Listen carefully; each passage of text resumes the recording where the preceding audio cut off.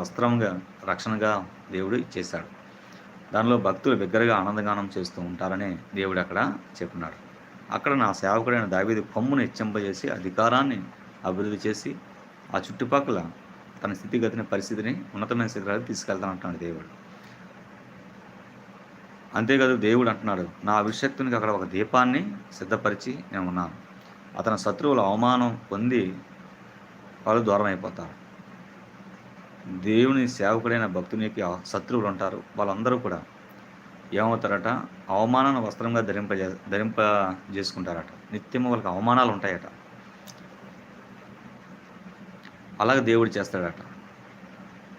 మళ్ళీ ఏం చెప్తున్నాడు దేవుడు? అతనికి కిరీటము అతని మీదనే ఉండి తేజరీలును అనెను.